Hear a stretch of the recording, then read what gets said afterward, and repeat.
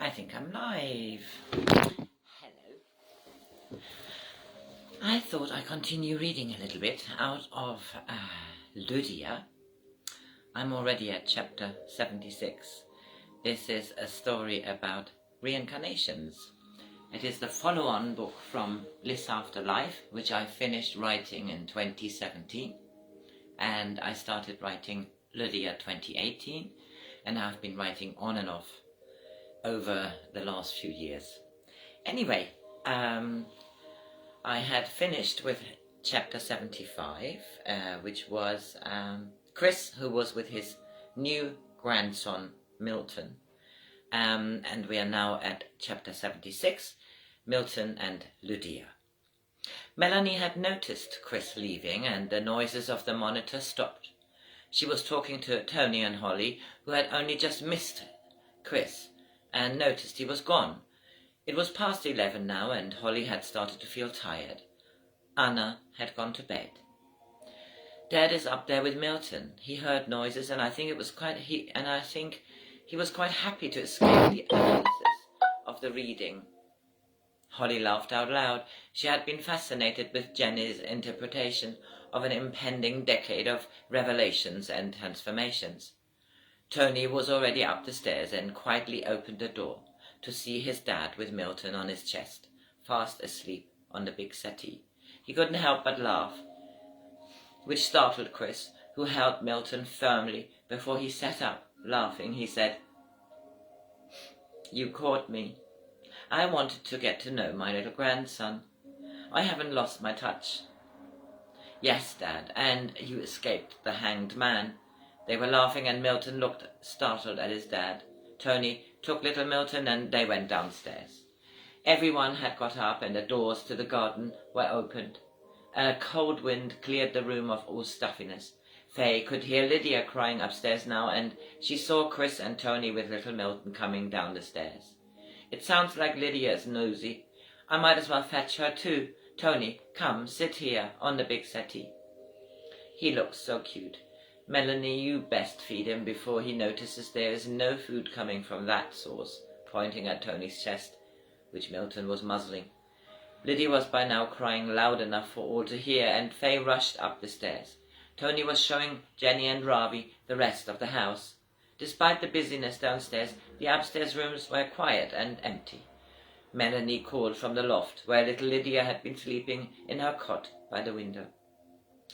"Come up, Jenny and Ravi. Have a look at our room. Actually, it is Susan's sanctuary, but I moved in here since the building work at home. I adore it, and we are lofty up here." "Oh my goodness, it's gorgeous." Jenny was blown away. Little Lydia had pulled herself up and was looking at them over the wooden railings of her bed, smiling from ear to ear, the cheeks still wet from crying. "Oh my goodness, how gorgeous." Jenny was blown away. Little Lydia had pulled herself up and was looking at them, smiling from ear to ear. "Success!" Melanie was laughing, picking her up, and Lydia clapped her hands, which made everybody laugh. Jenny looked out of the window, admiring the view. She could see why Susan had made this her sanctuary. She looked around at the pictures, throws, and beautiful furniture. The bath in the room looked incredibly stylish and English, quaint. "Quite a few of the best bits ended up here." Melanie was smiling. "The whole house is a treasure, and everybody in it, too. I go downstairs. You take your time. I see you later. A cup of tea is what I need." Melanie settled Milton on her hips and went downstairs. Chapter 75. It continues Boxing Day night. Most had gone to bed, but Jenny, Ravi, Melanie with little Milton, stretched on the settee, were still chatting. Tony was massaging her feet, and Holly, Susan and David were also still awake. They had the fire on and were relaxing in the lounge, which was too small to accommodate more than half a dozen. It was called the cozy room, which it was when the fire was lit. Which it was. "Melanie, I hope you don't mind me asking, but I'm a little bit confused with all these incarnations going on here." Everybody burst out laughing. They'd had quite a lot of wine, and David had introduced Ravi to Bushmills whiskey. Ravi never drank hard liquor, but he had been tempted and was on his second glass. Like Bliss, he needed a piece of chocolate to go along with it. I know it's a little confusing. Anna came to this refuge, where Natalie had taken her own life with tablets and alcohol, and Natalie had been pregnant and had a miscarriage. She basically ended up here by sheer luck, and Susan took her in. Now, my little Milton here, she gazed at her sleeping son, is actually the incarnation of the lost pregnancy of Natalie. It is Anna's little baby-to-be who is Natalie herself. Melanie looked around the room. Jenny, Ravi, Holly, and David all looked at her. And who was Lydia? Jenny was riveted. Usually it was her who told people interesting things. She had taken Ravi's hand. They both had many conversations about the afterlife and such matters, and she almost held her breath. David was laughing out loud, which startled Milton, who started to cry. Everyone was laughing, and Milton stopped to look around. "I'll have to feed him. Sorry, guys." Melanie made herself comfortable. "Lydia is the incarnation of a Russian entrepreneur." David looked almost triumphantly at Ravi and Jenny. "You are kidding me." Jenny looked at Ravi. "I shall ask the cards if this is true." Melanie was laughing out loud this time. "This is excellent. I love it. Yes, please, read what the cards say." Jenny shuffled and sat herself at the table. "Wow, it's a yes. The sun, Roman 19, lux veritatis, the light of truth. Look at that lovely yellow, smiling, spiraling, agreeing sun."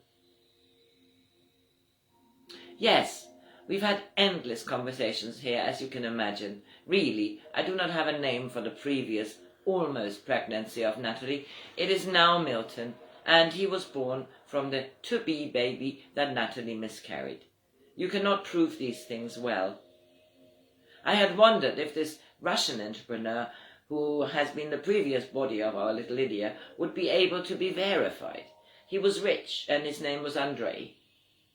Melanie had got up with Milton. It was time to go to bed. She found herself yawning, and everyone joined in the yawn. "I don't know. Alas, we can speak to Anna's parents. Ludmilla has got very interested in this subject since her Anushka is due to give birth in March. Little JJ will have his grandparents to look forward to. By the way, they are due to visit, but I don't remember when. Tony, you know that my German Oma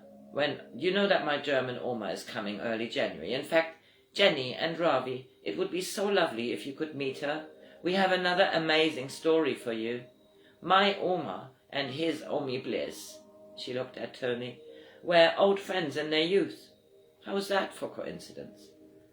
"I know there is no such thing." Everyone laughed, and Melanie was bopping Milton up and down. "Well, David and Holly and everyone, thank you so much for your hospitality and the amazing stories. I'm so glad you're bringing us to the station tomorrow, David. We shall not stay long in Leicester, but we have not made a fixed return date. As we are already in Europe, we might as well make the most of it. We shall take it easy in the morning, if that's okay." "Absolutely. Knowing Lydia, Faye will be up long before everyone else. Please take your time. There's a kettle in your room. You can take tea bags upstairs, etc." Holly took the glasses and bottles. She also felt it was time for bed. It was already the 27th of December, and she intended to have a lie-in. She enjoyed the conversations of the afterlife, the tarot reading, and she was hoping Chris was asleep, as she could not bear him moaning about the very same subjects. She wanted a little time to think about it. Everybody said their good nights, and Holly loaded the dishwasher. Chapter 76. New Year's Eve. Melanie was stretching herself with Milton by her side. The last week had been so busy. The inhabitants in the big house had reduced, and now there were only herself and Anna and Faye. Everyone else had gone. David and Susan had taken off and dropped off his aunt and Eva 2 days ago. Then they went on to the cottage and then on holiday. Jenny and Ravi were in Leicester and had decided to stay a week and then return here. Holly and Chris had gone home, and Tony and Pete had gone back to work at the flat, but they would be back tonight to celebrate the ending of 2012 and the new year of 2013. Melanie yawned and slowly opened her eyes. She had been getting messages from Mio, and she knew that there was to be more tonight. It was just their small circle this year, and she was marveling again at the last 12 months of development. Sometimes it all still felt like a dream to her. When she met Tony on the stairs to her flat, he had found her little chakra necklace, which she had dropped. It had all been so natural. She was now very excited to get back home to her new old flat and to her cat. She had been ordering a few things on the internet, along with Anna, who had much to plan.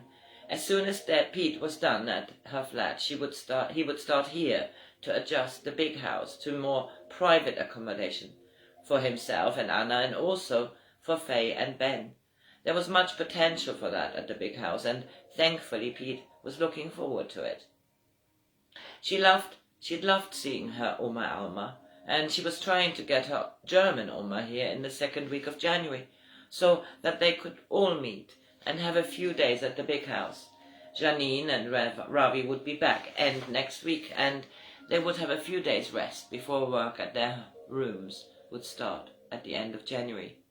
Anna and Faye had been looking at carpets and floors, and Melanie was glad all that was already done at her place. She got up and stretched herself again. Time to get dressed and check what needs doing for tonight's little intimate New Year's Eve celebration with Ben and Faye and Anna and Pete, herself and Tony. She hugged herself.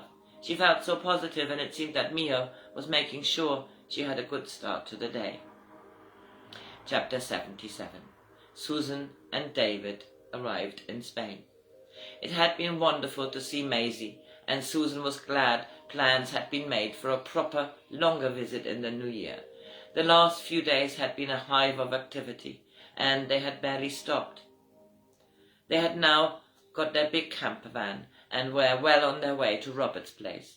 It had been great to meet Jenny and Ravi. His aunt Lini would go back to the big house and spend a few days with them on their return from Leicester. Her friend Eva was excited as she was, and he heard that Melanie was liaising with her Oma Alma to be there too.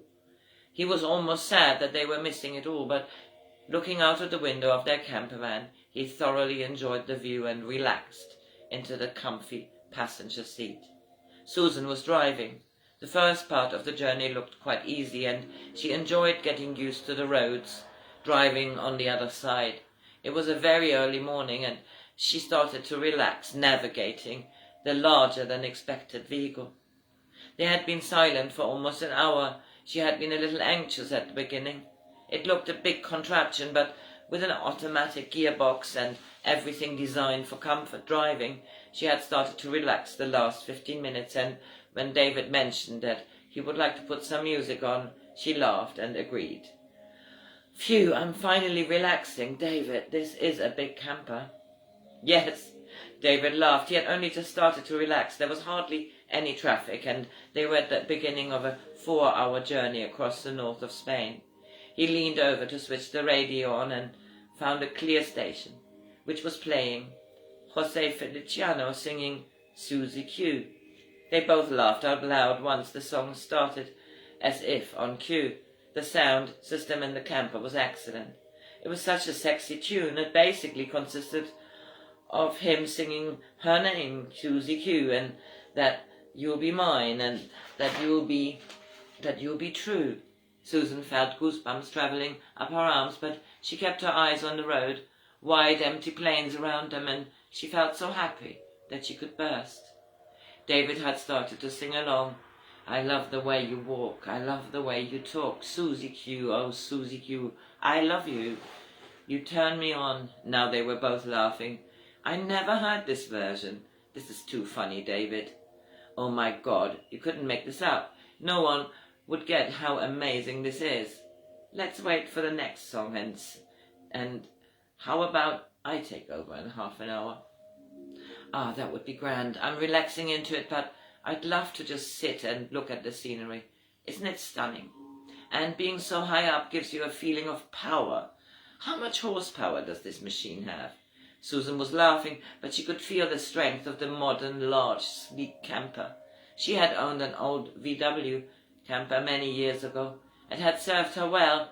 It only had problems on and off, but she had such fun taking Ben to a couple of festivals. Sleeping and cooking in the old van had been so good. Ben had also been out and about connecting with the other children at those days, and parents who had also had old campers or tents. She had made a lot of connections there with other single mums. Here they had a shower, a double bed and a relaxing area, big windows and high enough to stand. The music continued, with Jose Feliciano singing in Spanish, and both of them sang along in a fashion. They both felt carefree and full of adventure. Chapter 78. Chris and Holly. I'm looking forward to a quiet New Year's Eve. Chris had enjoyed visiting Tony's and Melanie's new place in the morning. They had taken them some breakfast, and Chris was impressed with the progress. It looked bright and welcoming. Milton's little nursery was right next to the bedroom of Tony and Melanie, and Chris was stunned how changed the top of the house was now with combining the two flats. Pete, you are a genius, and Tony. They had sat at the kitchen table, and the boys had been happy to tuck into the bread and jam and eggs and all the things Holly had brought. She was marveling again at the conversion. Melanie will be so happy. The very top of the house had been converted to the main bedroom and had a feel of Susan's sanctuary. It looked over houses, but you could see the sea in the far distance. The kitchen was combined with a living area and overlooked the area through windows on 3 sides. Bright and uplifting. Chris was quite taken with it all, and sitting back at home he felt that they should look at extending into their loft. How do you feel about a loft conversion, Holly? He leaned back in his seat. He could suddenly see himself up in the loft in his house. What brought this on? You know, I've been itching to extend into the loft, but it seems extravagant as we've already more room since Tony left. Holly turned around to look at Chris, who was sitting at the kitchen table.